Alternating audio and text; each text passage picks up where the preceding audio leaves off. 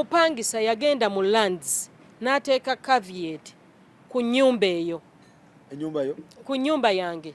Nsobola n'okulaga search eraga nti mwami Kaliisa yassa caveat ku nnyumba eyo. Kati bw'oŋŋamba nti ntunde at the moment I cannot. Sisobola. We wano wonna bali omwo waggulu bali mu kukwata vidiyo. Myaka egi esatu. Open!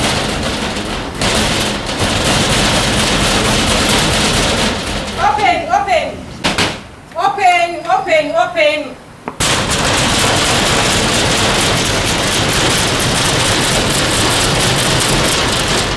Open. Ngenda kuwa ebifaananyi byabwe n'amanya gaabwe ne gye bakolera. Mujja givaamu, I'm telling you. Muguleewo oteekeyo ebintu byange. Open.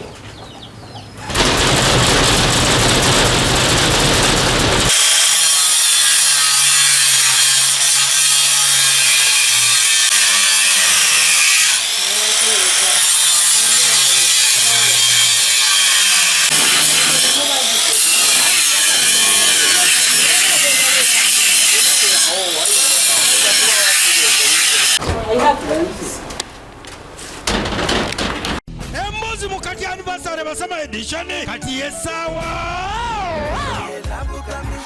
yabo etumbudde ku Sunday nga 29 December mu climax emakindye wakati bijaguzo bya myakena abayimbi ba comedians bonna babaleese David Lutalo Meya Mathias Walukaga Hajaruna Mbiru Kaziwe Kapoli Ilfazo Karo Natongo Irene Namatongo Bitusi Sofia Natongo Kulaman Maulana and Rain Mariachi Shakira n'abalala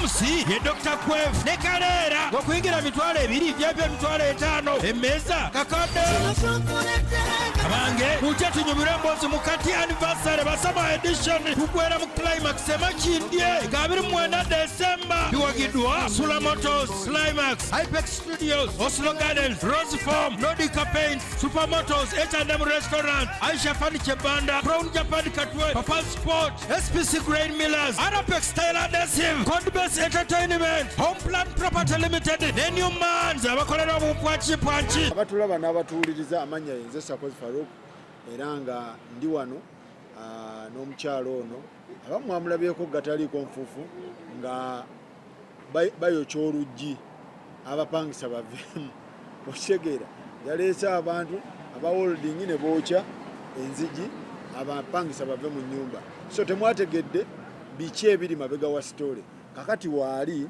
atunnyonnyole mama amanya nze Rachel Nampewo andi mutuuze w'e Bulange Mengo. Bulange wane Mengo Esebo otyo tusaba otunnyonnyole bulungi ebintu byammwe twabigudde mu bugwe abamu ebintu kyatandika kitya nga tukijjira ddala eri paka kakati mu 2021 twafuna obutakkaanya ng'era bw'omanya ebyamaka bwe bibeera twajjanga tetukkaanya ne tutuuka point ne tulemagana bwe tulemagana ne ngenda mu kkooti tugenda mu kkooti ne twawukana mu mateeka bwe twawukana omulamuzi n'agamba kati wali we mubadde mubeera wammwe oba si wammwe ne mugamba weewaffe era ge maka g'abaana omulamuzi n'agamba kaakati bwe muba mugenda kwa abaana tulina babiri omuwala n'omulenzi omuwala ye mukulu omulenzi ye muto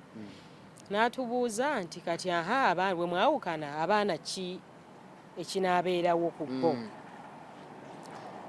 ne tukkiriziganya abaana nkole ki ngende nabo nga maama waabwe bwe nsigala n'abaana omulamuzi n'agamba kaakati abaana ogenda balabirira otya n'atubuuza muyinawoko ku bintu mugenda mu kkooti ki twagenda mu family division court e Makindye by then yali etuula Makindye ddo kati tekyatuula Makindye kati n'atubuuza kakati gw'ogenda n'abaana ogenda balabirira otya ogenda basuzaawa muyinawokko ebintu omusobola okuva ki sente ezinaalabirira abaana ne mugamba we tubadde tusula nyumba ya kalina fe tubadde tusula waggulu naye nga wansi tulinayo ki abapangisa omuva akasente akalabirira ki awaka n'agamba nti lwaki temukoze eki lwaki temusigadde waggulu gwe n'abaana omwami n'akola ki maybe ye n'asigala kale wansi kye tutakkiriziganyako ng'abazadde omwami n'agamba nedda tukole ki waakiri tutunde buli omu agende gage sinsi tukoze eki twawukanye kakati n'agamba bwe mba mukkiriziganyiza okutunda engabano enaakola ki enaaba etya kuba mulimu abaana bakyasoma bakyetaagawo okusula tolina mulimu gwagenda nabo so ogenda bakolera ki n'agamba kamba gayidinge bwe mumala okutunda ekintu kyonna mu kitunde agabadde amaka bwe mumala okutunda ebivaamu mujja bigabana bwe muti abazadde buli muzadde ajja twala 30% obwekyo ekinaaba kikoze eki ekitundiddwa abaana buli mwana atwale 20% bw'ogatta 30% ne 30% ez'abakulu ofuna nkaaga bw'ogatta 2 n'abiri ez'abaana 4 nkaaga n'ana kye 10 kooti n'efulumya ekiwandiiko ekyokutunda gye bayita consent decree era kopi nayo njirina so n'agamba nti the entire property to be sold proceeds zigabanwe bweziti ne bweziti ne bwezize percentage ezo ze yatuwa naye percentage ezo si za ownership wabula okutunda bwe kuggwa omulamuzi yakituwanga ekitugayidinga muki mu ngabana so ne tusooka tubeerawo tunoonya omuguzi nga bw'omanya ebya property tebigenderawo naye nga ffenna tukyaliwo abaana nze mbayina nga gwabalabirira obanga musharinga nga nze mbalabirira kuba nze nali mbeera nabo kaakati bwe waayita akaseera mwami Kaliisa oyo gwe mwalabira mu katambi kali gwe nali ŋŋamba tho ye mu kifaananyi teyalabika n'akola ki mwami Kaliisa ye yali bbaawo nedda mwami Sengendo ye yali omwami wange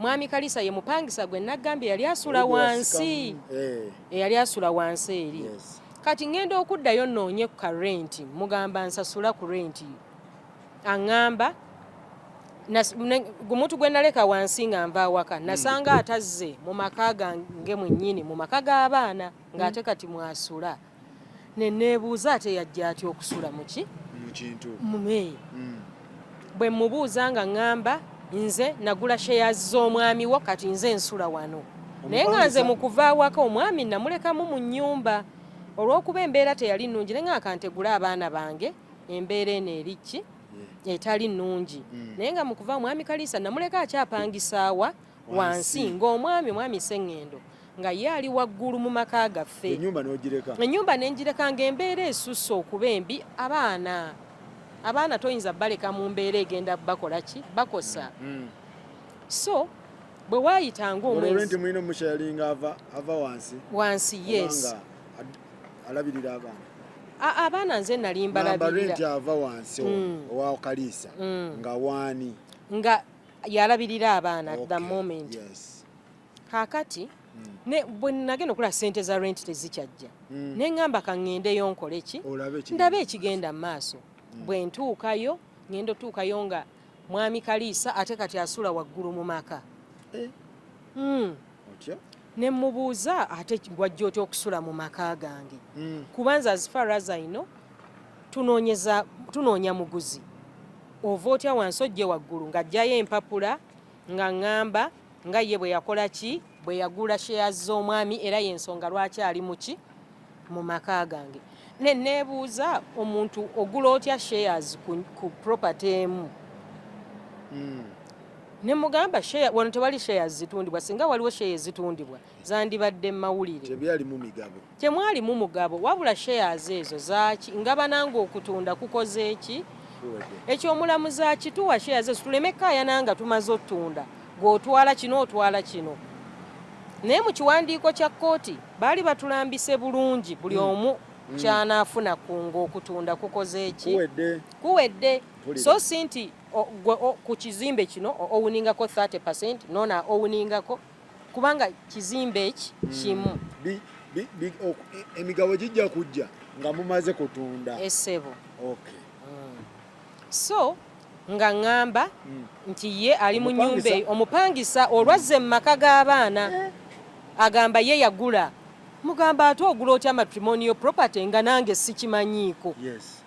Cause mu mateeka toyinza kugula matrimonial property nga toyina spousal consent. Yes. Simanyi oba ndi mukyamu awo. Bwekiri olina okubaako. Saamanyi kyabimanyaako, aŋŋamba yagula. Nze ne ŋŋamba renti onaamumpa oba toomumpe kuba nina abaana abaaki ab'okulabirira. Ne neekubira enduulu ne ŋŋenda Mengo mu kkooti nsabe renti mu mateeka. Bwe ntuuka eyo ne baŋŋamba nti omusango gw'entuto ogwa renti zaali $7,800,000. Baŋŋamba Mengo nti ate ezo sente simanga ekizimbe tekiri mu jurisdiction, simanga omusango teguli mu jurisdiction yawa ey'Emmengo. Kye nakola nga ŋŋamba kanzire e Makindye gye baatuweera ki gye twasayiningira consent decree be bajja okunnyamba ku nsonga eno. Nga ŋŋenda Makindye n'ekiragaano kyanyi kino kye twali twafunayo, ekiwandiiko kye twali twafunayo kye bayita consent decree. Yes. Etulagira okutunda ekintu kyonna n'ebyonna ebyalimu ng'okwawukana kubaddewo.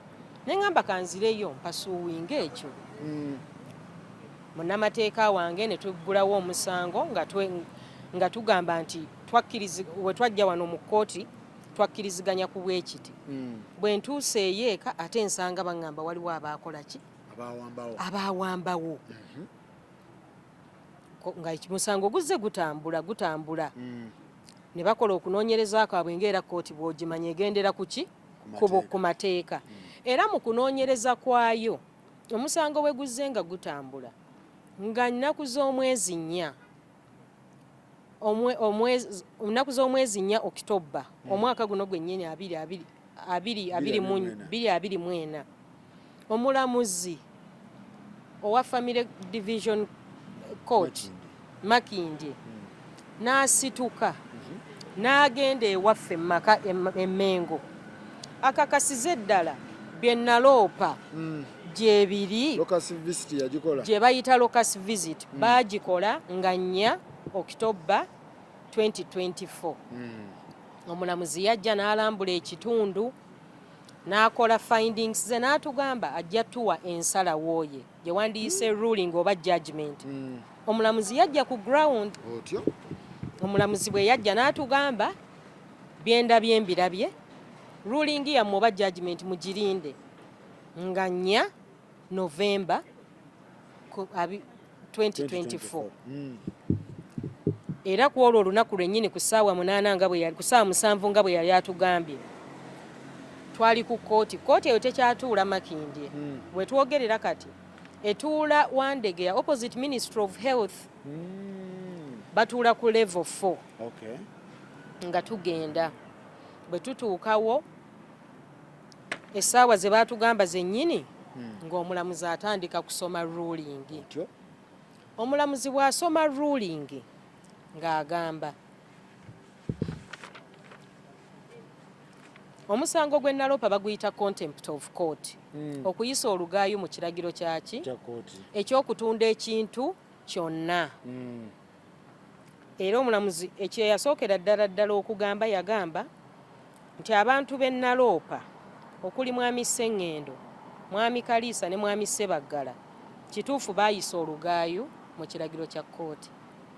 Ekyokubiri n'agamba Mwami Sseŋŋendo ne Mwami Kaliisa bajja kusibwa emyezi 6 mu kkomera. Eyali omwami wo n'omupangisa kkooti n'eragira bakusibibwa emyezi emeka? 6. Tugende maaso.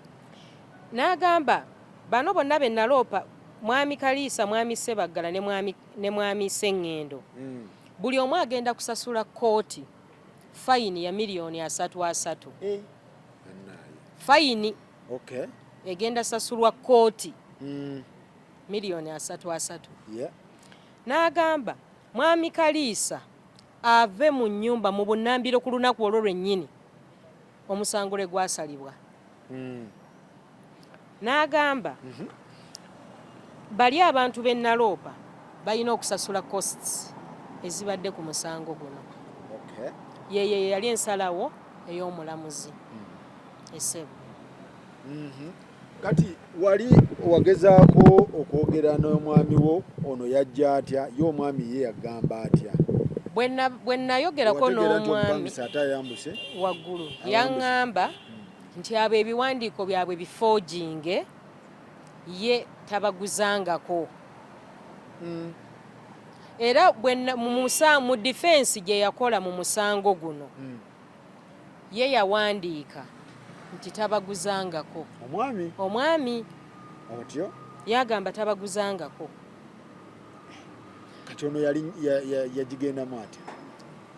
Engeri gye nali nti saali ngamba oli gye yali asula taata w'abaana gye yali asulamu avaamu atya ono n'agiyingiramu eyali wansi. Awo we saategeera kuba yo bwe namusangamu ng'asulamu mwami Kaliisa yaŋŋamba ye yagula shares, yagula 30% of the property era n'ayingira. Wagipimira bwe yenkana simanyiiwo. Ani yamuguzanga? Baani abaaliwo? Waliwo abo natunuulira endagaano kwe yagulira. Endagaano kwe yagulira. Egamba nti waaliwo omwami Sseŋŋendo, waaliwo omwami Muhumuza Andrew, waaliwo omwami Ssebaggala ne mwami Bigomba Hakimu. Ng'ani amuguza? Nti mwami Sseŋŋendo y'atunda. Taata w'abaana bo? Taata w'abaana. Aguza omupangisa ennyumba. Bwe neetegereza endagaano eno waliwo we bagambira mu indemnity namba 7 ku ndagaano eno bagiyitanga namba 7 egamba nti kiri mu luzungu nkisome egamba the first party ye mwami Sseŋŋendo warrants to indemnify the second party in case of any successful claim stroke challenge by Mrs. Rachel Nampewo or any other third party that may arise from the execution of this agreement by refunding all the monies received with an agreed interest of 10% per month from the date of execution to payment in full. Mu bimpimpi mu ndagaano yaabwe gye baakola gye ssaali baagamba bwe nvangayo n'empakanya ekyakolebwa bajja kuvaamu mu nnyumba baddeyo ewooyo gwe bagamba gwe baakola ki gwe baagulako oba eyabaguza bamugamba abaddize ssente zaabwe. Maze emyaka 3 mu kkooti mpakanya. Kkooti yawadde okusalawo kwayo n'enziriza ki amaka g'abaana bakyalemedde mu nnyumba. Kkooti order n'efuluma ng'ebagamba bafuve mu nnyumba. Abapangisa omwami taliiwo. Abapangisa bagiremeddemu. Bo bagamba baagula 30%.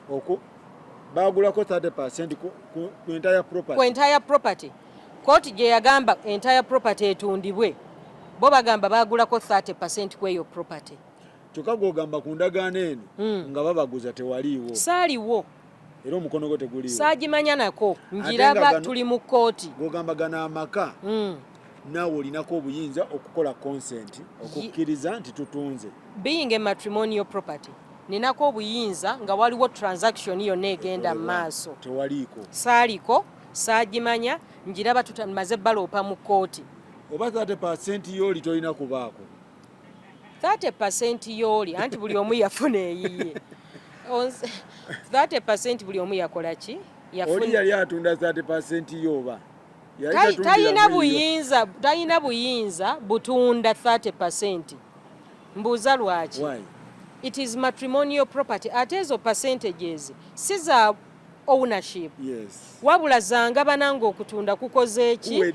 Kuwedde. So buli ayina claim ayina kulindanga okutunda kukoze eki? Kuwedde. Alyoka ajja akole ki? Aclaiminge. Yes. Kubanga kiri very clear mu order eyasooka okuva mu kkooti. Order yeegamba. Egamba eti abantu tubayisizemu buli kimu bakitegeere. Order eyo yegamba the entire matrimonial home of the parties comprised in Kibuga block eno neeno Mengo to be sold and proceeds shared as follows. The entire. To be sold. The entire. Yonna. So si gwe kujja n'ogulako eddirisa, nze n'engulako omulyango, gwe n'ogulako olujja. Oh yeah. Okitegedde se. Yegamba. Kyonna kisooke kitundibwe. The entire matrimonial home of the parties comprised one n'ekifo shall be sold.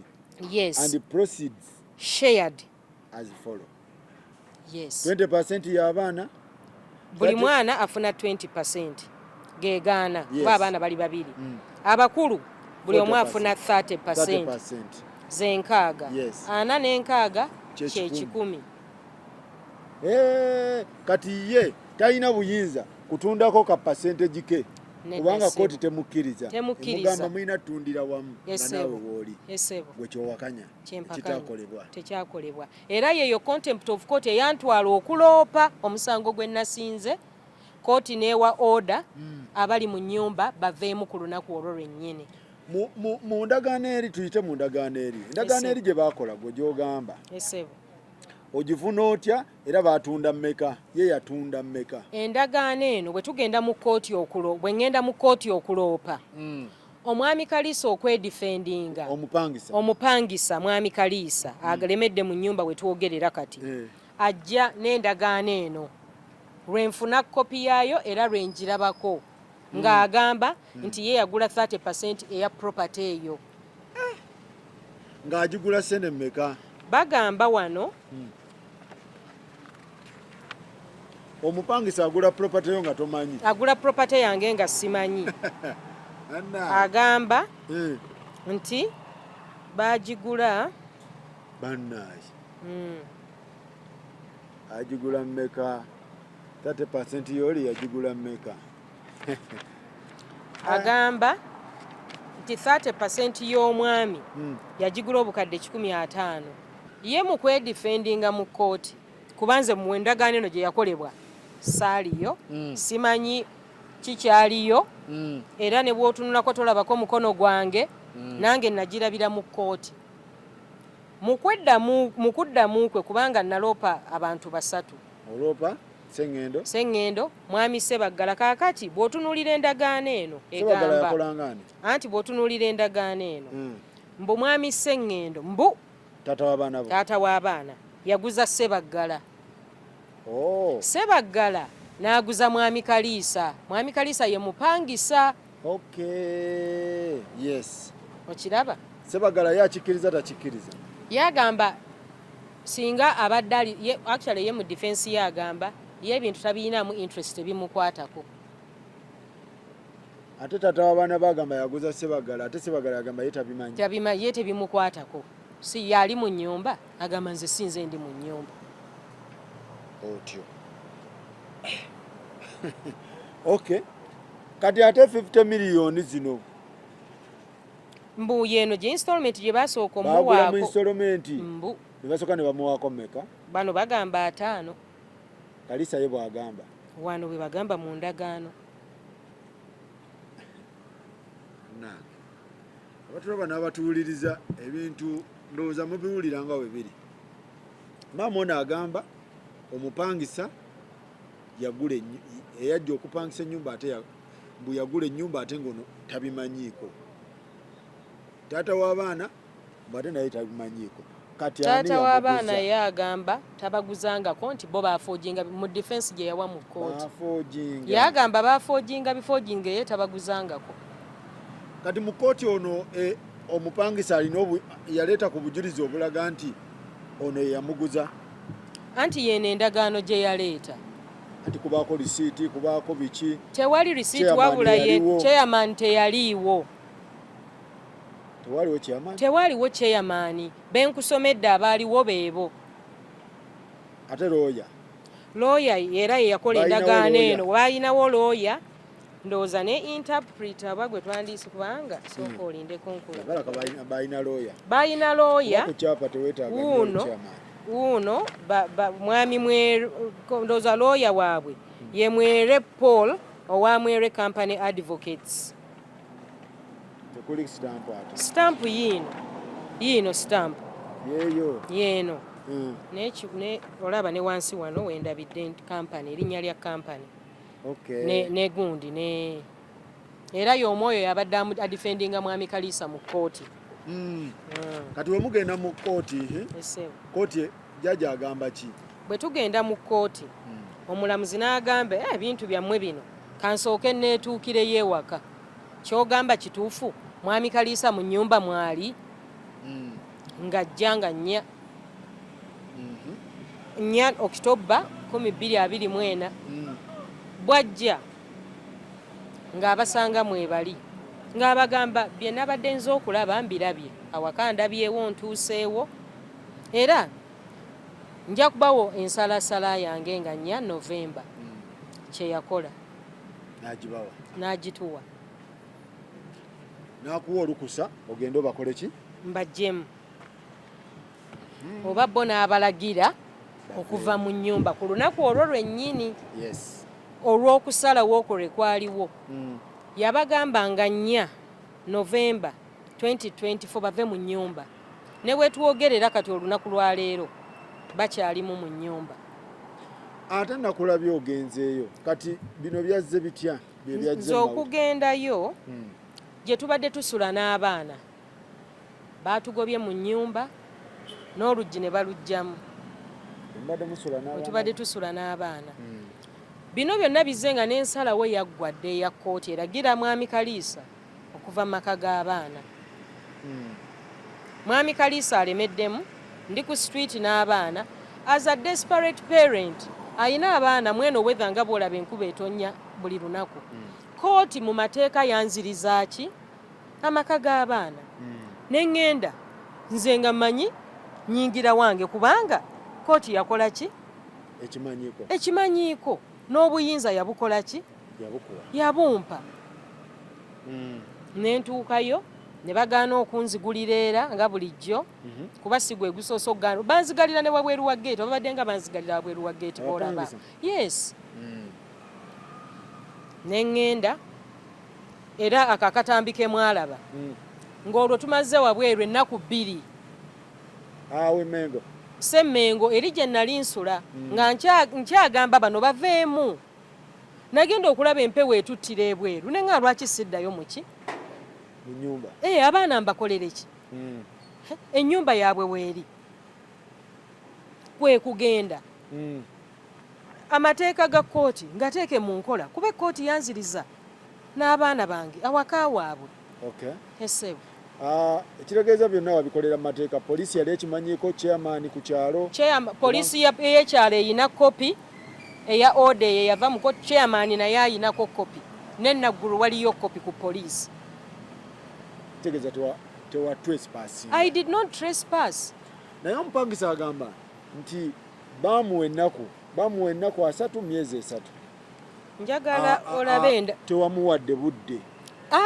Leeta buleesi babijambiya ne batema oluggi. Wulira ssebo. Omulamuzi yagamba. Omulamuzi yagamba number 4 neesoma. The third respondent vacates the matrimonial house in Kyaddondo block 26 plot 5 bino nga bwe biri Mengo Camp district forthwith on the date of this order. Order yayita nga mmeka? Nga nnya November. Yes. Aveemu ku olwo. Omulamuzi yagamba kikino wano. Tebyalimu bya kumuwaayo nnaku. Teyamuwa nnaku. Kikino? Yes. Yamugamba afulume ku olwo olunaku lwennyini nnyini. Nze nagendayo nga 15. Okiraba ssebo? Nze nagendayo nga 15. Tebaamuwa nnaku nti yamugamba ku olwo lwennyini nnyini. Aveemu. N'agifuna. Era looya we yalimu mu kkooti olunaku lwe baasala omusango guno. Mwami Mwere Paul, looya wa mwami Kaliisa. So bino by'okugamba nti tewamuwadde budde tebyalimu. Ekiwandiiko kya kkooti kiikino. To vacate forthwith on the date of this order.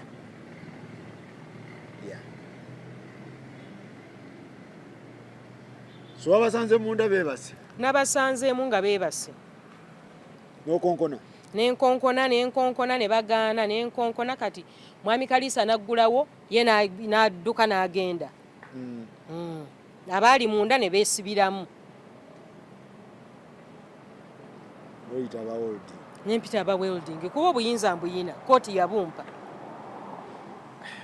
so kati maama kikyoyagala because kati olinga ngamba kuba kuolwo nalabanga amugjeemu omupangisa nakulabanga amugjeemu namugjamu akyalimu namugjamu ebintu bye ne biteekebwa ebweru n'ennyingiza ebyange kyeyakola yalaba abantu bonna bavuddewo poliisi evuddewo n'abaali banyambako okuteekayo ebintu bavuddewo n'aleeta bakifeesi yes n'aleeta bakifeesi n'aleeta abavubuka nti ye ttaamu gye tukozesa kifeesi naye yaleeta abavubuka bakanyama ne bakwata ebintu byange ne babifulumya ebweru ne babyonoona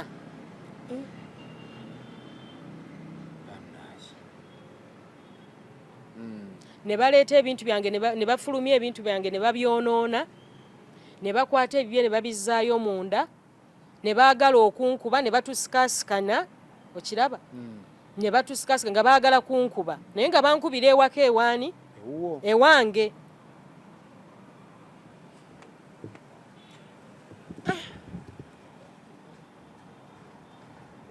mubufunze bagobye mu nnyumba bangobye mu nnyumba yange yangobye mu nnyumba wadde oda ya kooti weeri emulagira okukola ki okuvaamu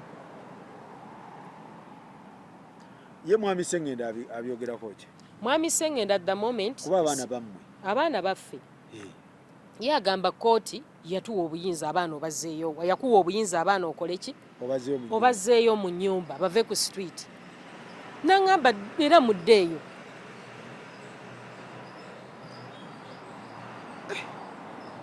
lwaki temufuna agigula wano gwogamba bagula mpewo lwaki temufuna omuntu agula property eno mugabane ebyalaali olaba property bweba eriko enkaayana kimanyikiddwa ebanzibwa okutunda kimanyikiddwa kyova olaba nagenda mu kooti nsooke ngonjoola ensonga ki njikiriyaringa kuba ne wetuwogerera kati mwami Kaliisa yassaako ne caveat kati okutunda okwo tekusoboka mwami Kaliisa yassa caveat ku nnyumba eyo kati bw'oŋŋamba okutunda at the moment tekisoboka yagula the entire property yagulako percentage ate caveat nkubuulira ssebo yagenda mu lands n'ateeka caveat omupangisa yagenda mu lands n'ateeka caveat ku nnyumba eyo ku nnyumba yange nsobola n'okulaga search eraga nti mwami Kaliisa yassa caveat ku nnyumba eyo kati bw'oŋŋamba nti ntunde at the moment I cannot sisobola kutunda siyina wensula kati kyennyinza okukola kwe kusula mu nyumba paka we binaakola kuba gye mbadde nsula baatugobye ennyumba weeri nga bwengonjoola ensonga zonna kubaona omwami kooti yanzirizza obuyinza kanjira mbeeramu n'abaana nga bwenkola ki bwe neesootinga naye kati nobwoŋŋamba okutunda kati sisobola kutunda yagula 30% ate agula atya entire property yateekako ekyapa si yakirina talina kyapa kyawo naye nga yassaako caveat ku nnyumba which means tekyakola ki tetundibwa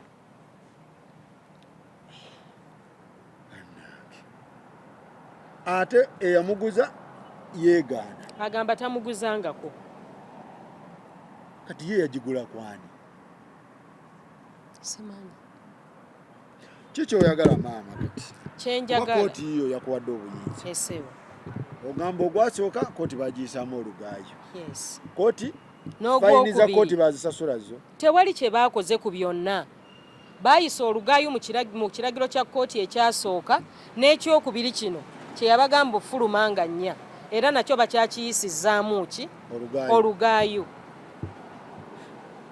waŋŋambye wali obanjayo ku rent nali manjayo rent ezo zo wali ozirese agende sizirekangako kuba nagenda mu high bwe nava Mengo nga siri satisfied ne bye bagamba nengenda mu high court ku Trade Tower nenkola appeal for 2 years now fayiro yabule Mengo ne ku system yabwe babagita Ekim oba bagita teriiko. So appeal nesooka stallinga because the file is missing.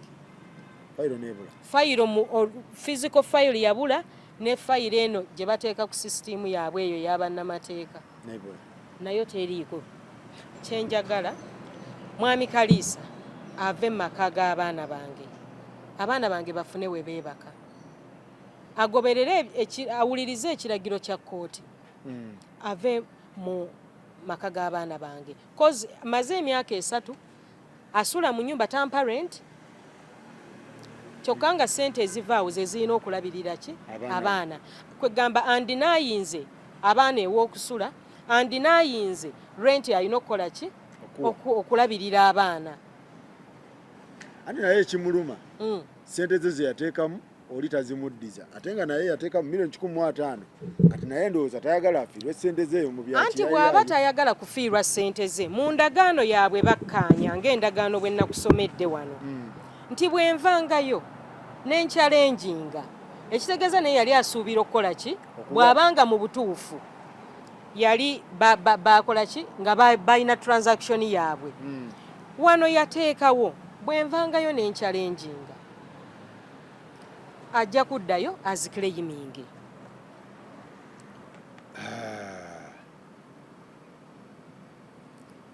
In case of any successful claim, stroke challenge by Mrs.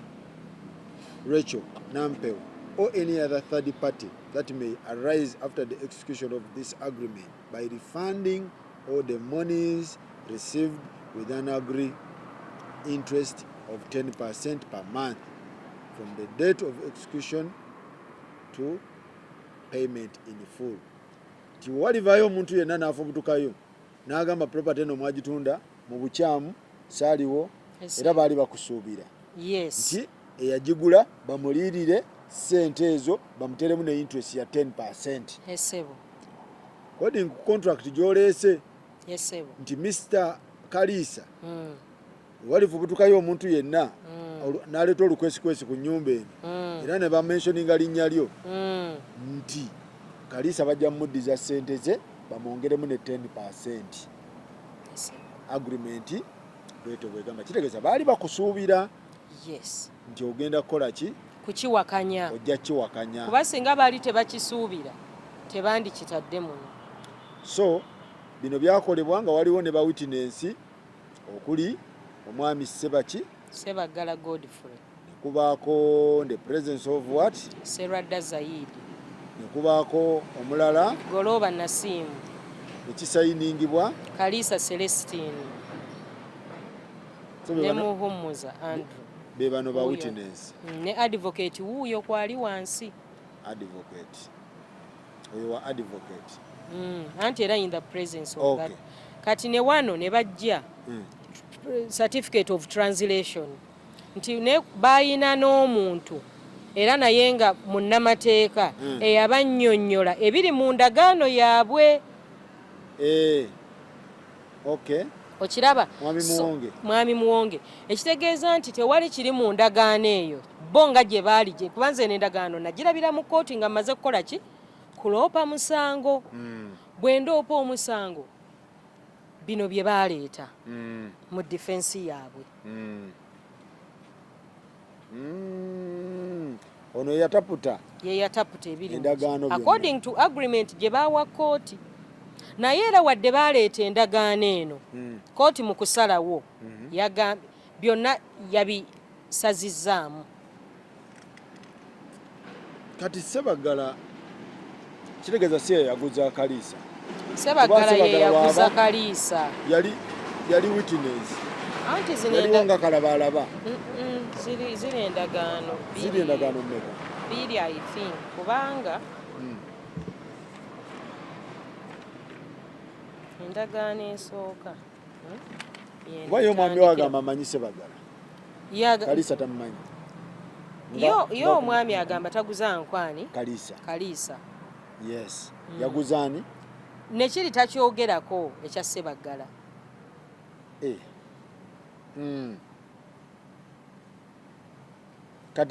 kati Kaliisa yagamba ani yamuguza Kaliisa agamba Ssebaggala ye yamuguza Ssebaggala ye n'agamba ani yamuguza mu ndagaano wano bw'otunula olaba nti mwami Sseŋŋendo yaguliza Kaliisa Kaliisa n'aguza mwami Sseŋŋendo mwene endagaano yaguza mwami Ssebaggala mwami Ssebaggala n'aguza mwami Kaliisa endagaano kitegeeza ziri bbiri waliwo MOU ye yasooka yali ebeera MOU ebeera Memorandum of Understanding yene yasooka wakati wa Sseŋŋendo ne Ssebaggala nga bakkiriza ogiraba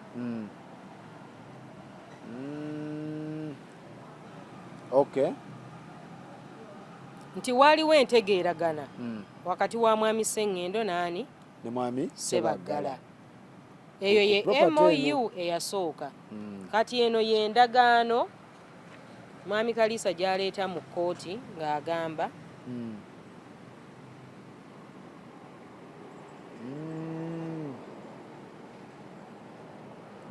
soka olindeko labyemu wano looni oba yali alooni y'omusajja baawo yali alooni wa siyinza kumanya munnaye kuba ekintu kyesaasayiningako kitegeeza sikimanyiiko okiraba awantu we sirina mukono gwange nti nasayininga siyinza kukugamba nti kyekino oba kyekino kubanga saaliyo saagala njogere bye siyinaako mutwe n'amagulu anti wano bagamba mweno memorandum of understanding egamba the first party ono baawo mwami Sseŋŋendo the first party is registered is the registered proprietor of land and development comprised on this block nti baawo mweno memorandum of understanding between Sseŋŋendo ne Ssebaggala nti baawo ye yali registered proprietor w'ettaka lino wa property eno okitegeera esangibwa ku ploti ABCD mu kawaayiro B ne kagamba the above described land is incumbent with the caveat claiming 70 million Uganda shilling being a loan advanced to the first party by caveat within. Sigimanyiiko okitegedde nti ettaka lino oba property eno eyogerwako eriko caveat ebalirirwamu caveat zonna eziri ku kyapa kino nga bwe nagambye zonna zaagendako kooti twayawukana nga 21 April 2024 rather 2021 twayawukana nga 21 April 2021 caveat zonna ezaateekebwako zajja after nga tumaze okwawukana onfuna caveat tekwaliko caveat before kwaliko caveat emu yale Chego ate nagirekako yali erina okuvaako nga yali erina kuvaako mu 2016 nengirekako for security kubanga oluusi tumanyi n'okugenda n'ossa caveat ku kintu kyo just for security waliwo agirekako eyale Chego era naye neyaguuni nsanvu kati eyale Chego yeeriko way before nga tetunaana kwawukana zaalinga oba milino baana mumeka naye zaasasulwa ne batuwa ne release naye nze ne ŋŋamba caveat eno sijja kukola ki kugijjako eyale Chego kati eno ey'ensanvu sigimanyi being a loan advance to the first party by the caveat within nti eno ya caveat ya milioni 7 bagiteekako nga looni yajjayo kalooni naye loan gundi buli caveat yagendako after April 2021 yonna yagobwa kubanga kooti yali emaze okusalawo nti ekintu ki owuningibwa abantu aba bwongamba mwayawukana 2021 April anti neno memorandum yakolebwa 2021 twayawukana April 2021 ne bagikola gwako October kitegeeza wali ogenze kitegeeza okwawukana kwali kubaddewo nti yonna transaction ebeerawo after that nfu kati wano n'ayingira mu looni eno ya miliyoni 7. kooti ng'emaze okudeclaringa nti property eno w'otunuliramu eno decree olaba decree lwe yakolebwa ola date eruwaye otegedde kyeggamba date olaba date gundi eno we yakolebwa 22nd April 2020 what 21 kati meaning buli ekintu kyonna ekijja after this kifu eno date ki eno October 2021 exactly kubanga decree yayita mu April yes 22nd April kitegeeza bikolebwa waggulu wa April byonna biki before kati August ono tumubalanga mufu October mufu tumubala nti byonna ebyakolebwa mu October byali ne bwokola 22nd April 2021 mufu kubanga kooti yali emaze okuwa ekiragiro ontegeera oba nkitegedde nti kooti mu kino kyenaloopa kye bayisaamu olugaayo yakolebwa nga 22 April 2021 so ekintu kyonna ekiyina okukolebwa nga kikwatagana ku maka kyali kirina okubeeramu abantu aba bana mwami Sseŋŋendo nze n'abaana so abaana tebakiriimu nange saakiriimu ane Sseŋŋendo agamba teyakiriimu Kaliisa essebo ayinza okuba atali mukyamu kubeera mu maka kuba yaalaga yagula era n'abamuguza yagamba weebali anti kati ssebo ekintu ky'abantu kye balina okutegeera yes yagula mpewo wali tewali property etundibwa percentage wise teriwo oba ontegeera nkitegeera so bwe waba tewali property etundibwa percentage wise tayina lukusa oba tayina buyinza bubeera mu nnyumba kubanga teyagula property mu mateeka okiwulira toyinza kugula matrimonial property nga toyina spousal consent ekisoboka kubanga kooti yali emaze okudeclaringa nti it is matrimonial what home so bw'obanga oli wa kukola any transaction ku maka gano ba ku property eno kooti gyesazeewo nti y'abantu bana olina okufuna consent y'abantu bameka bana okitegedde n'ekirala kooti evuddeyo neewe ensalaasala yaayo ekugambye fuluma bw'ofuluma ddayo mu ndagaano zammwe ze mwakola bwe ziba nga gyeziri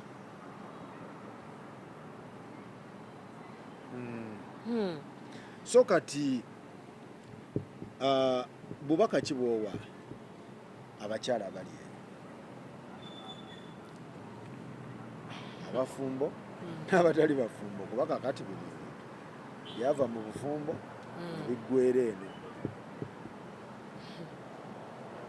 habula at the moment sijja kulimba nti cause right now ndaba wano sikiwa nti ne even sijja kulimba kubanga buli circumstances ziri different what applies to me might not apply to others ate buli omu situation yeyawuka neri unique in its way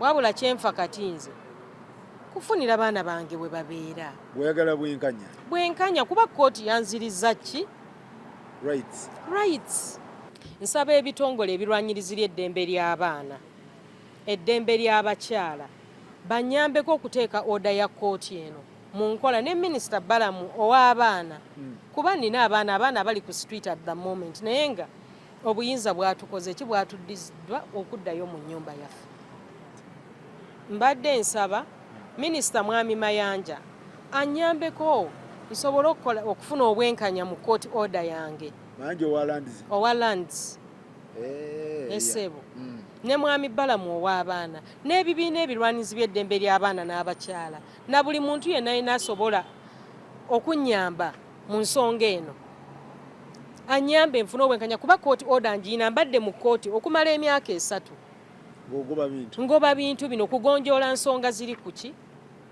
ku maka g'abaana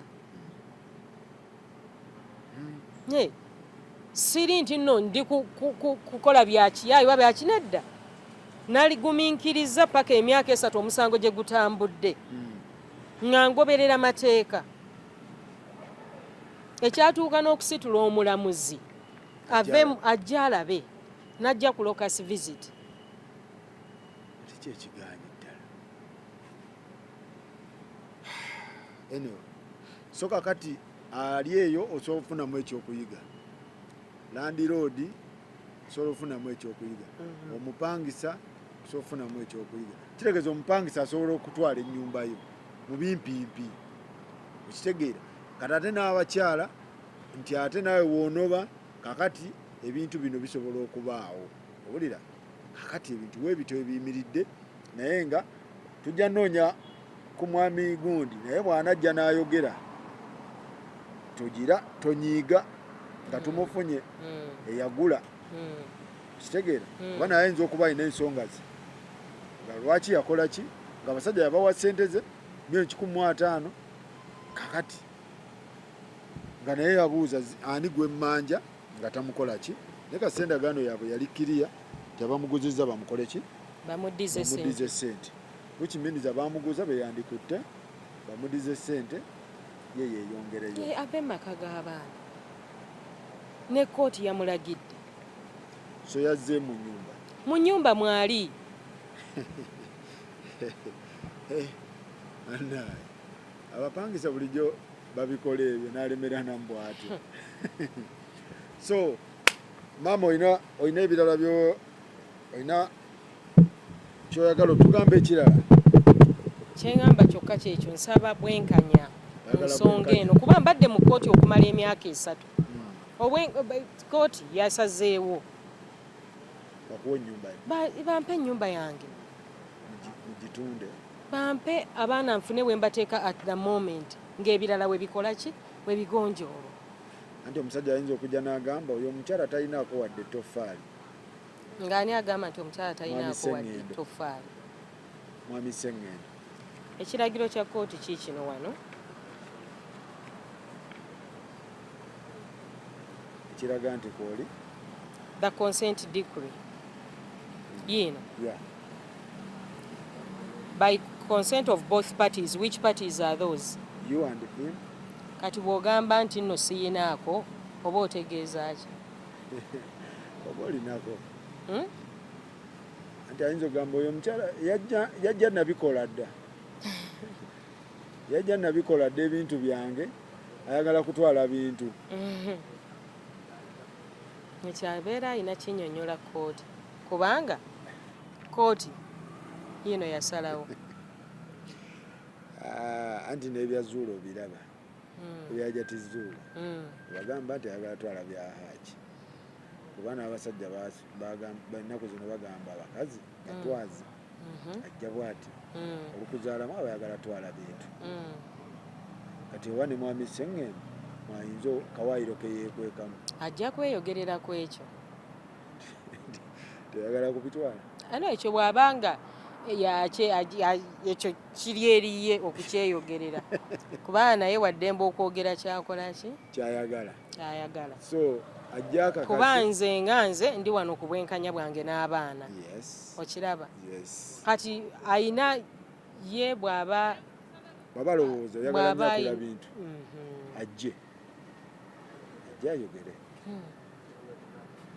kuba nze sizze ku byange nga nze nti toli muvaluvalu siri muvaluvalu wabula ebiwandiiko byange mbirina kooti yasazeewo bakuddize ki kooti yanziriza waka wange n'abaana bange musetolingewo mutundewo mwawukane Luganda so gwe kyoyagala so ab'ebitongole mwenna FIDA baani bamaria Matembe mwenna Human Rights biki si byebyo byonna byonna ebitongole by'abakyala omukyala ono agamba ayagala bwenkanya. Kooti yamukkiriza adde mu maka ge, naye ate amaka omupangisa mufuukidde akabasa. Ate ye omupangisa agamba yagula ennyumba ku taata w'abaana. Taata w'abaana agamba ye yagiguza Ssebaggala. Tagamba nti nno taata w'abaana mu defense yagamba talina gwe yaguza. Naye bo bagamba yabaguza. Bo bagamba yabaguza. Then secondly, Kalisa tagulangako nnyumba. Njagala tubeere very clear on this. Kalisa tagulangako nnyumba bannaaye. Tagigulangako. Mwami Kalisa tagulangako nnyumba. Okitegedde ssebo? Ye mupangisa. Mwami Kalisa ye mupangisa tagulangako nnyumba. Mwami Kalisa tagulangako nnyumba. Kubanga awo tewali nnyumba ya 30% etundibwawo. Toyinza kuŋŋamba nti oguze 30% of someone's house. Ng'eyitawa. Anti kati we simanyi. Kyovola nkugamba tewali nnyumba ya 30% awo etundibwa. 30% ye eyitawa ye. Simanyi. Kati nyinza okujja ne nkugamba nti kweyo entebe kw'otudde nguzeeko 30%. Ate nga mwobeera. Okiraba? Nogamba nti nze ndi mu 30% yange. Era bwe baŋŋamba nti ffe tuli mu 30% yaffe. Gw'oyinza okujja ku nnyumba y'omuntu n'ogamba nti nguzeeko 30% ku nnyumba y'omuntu. Ng'eyitawa mugipima mutya nti? Anti kye simanyi. Era kyekyo kye njagala okumeekinga clear. Mwami Kalisa tagulangako ku nnyumba. Kati yagobye wansi ne waggulu. Mwami Kalisa tagulangako nnyumba. Talina right egoba muntu awo kuba talinaawo nnyumba. Oba waggulu oba wansi oba mu luggya oba wa wonna si wawe. Kuba singa wabadde wawe kooti teyandikoze eki teyandigambye aveewo. Tagulangako nnyumba. Ate toyinza kuŋŋamba nti waguze 30% ku nnyumba y'omuntu. Ogipimye osalizaawa nti weewano. 30% mba sikitegeera bakibala batya. Anti kati kyekyo ye kyagamba mu ndagaano yaabwe bwe batyo bwe bagamba. Bamudize ssente bwe kyogamba. Siyina kye ŋŋamba ku bya Mwami Kalisa. Ekintu ky'essaaliyo siyinza kiwaako ki. Anti ebiragiro ye yaleeta ndagaano mu kooti yalaga yabawa ssente. Yawaani. Mwami Sengendo. Ate kati aba yawanze. Anti nze kye ŋŋamba Mwami Sengendo amudize ssente ze. Anti kati ebyo byabwe. Kati gwe omutuufu ozze. Nze nzize n'abaana bange ne ku lw'abaana bange. Onfuna ssebo? Yes. Transaction yaabwe siyinza gikomentingako kubanga saaliyo. Sibimanyi nga nze. Yagula mpewo. Okiraba? Kubanga bwebanga it's matrimonial property. No nga toyina parties consent ya bali mu matrimony eyo. Olimba. Kati nze siyinza kuwaako comment nti oba bamuddize ssente nti oba yagulako ki oba okiraba? Gwe tobimanyi. Sibimanyi. Saaliyo saasayiningako ku ndagaano. Era kyova olaba bagambye bwe nvangayo. Singa nali ku ndagaano yaabwe ate naalivuddeyo. Kitegeeza nali mbikola ki? Mbimanyiiko. Naye baagamba bwe nvangayo. Bamudize ssente. Okiraba? Kati navaayo. Kati be bamanyi oba bamuddiza ebyo byabwe kati. Kale kwegamba bannange n'abagula properties mwegendereze. We bagamba nti eyo nnyumba ya mukyala na mwami giyingireko mpola otekinge steps eziri right.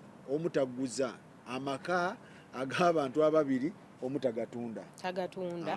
Ate toyinza kugula 30% of property ezitali shares. 30% ogigula otya? Wekiba kyapo okyawuzaamu otya? Bagenda kipima obunene bwakyo kwegamba example gye nkuwadde ey'ente. Era omwami takulimbalimba oba omukyala n'agamba nze nkuguzaako wange ekibanja kino kyolaba naye nze nkuguzaako 30% yange ojja kwesootinga naye. Aba akulimba eba mpewo. Togulanga nga bannannyini kintu tebataddeeko consent. Kati kitegeeza omukulu yagula mpewo. So kitegeeza alina kuddayo anoonye abaamuguza, ono yazze n'abaana be ayagala kudda mu maka ge. So ndowooza tetugenda kusukkawo mwannyinaze. Nsaba tumalirize. Kwagaliza olunaku olulungi. Naye mukyalo ono nsaba mumuyambe abasobola omuyamba ensonga zibeere nga zitegerekeka bulungi nnyo naawe oli eyo ofunemu ekyokuyiga mukyala ne waba yanoba mu makaago naye nga yalinako sheya ye ne bakuyita ogule property eyo sooka okole okunoonyereza ojja fiirwa ssente omuntu ajja kudda abanje ebintu bye ng'ate ebintu byatabukadda so tetugenda kusukkawo ozi tusiibule busiibuzi bantu mwanyinaze lwekyo neyanziza nnyo olw'akakisa kano kompadde okusobola okujja ku mpewo nsobole okuyisaawo omulanga gwange era nga nsaba buyambi ku yenna yenna gwe kikwatako ayina engeri gy'ayinza okunyambamu okuzza abaana mu nnyumba yaabwe because right now bali homeless ng'ate kooti yampa obuyinza nzizeeyo abaana mu nnyumba yaabwe esebo mwebale nnyo mwebalire ddala tetugenda kusukkawo tulabagane next time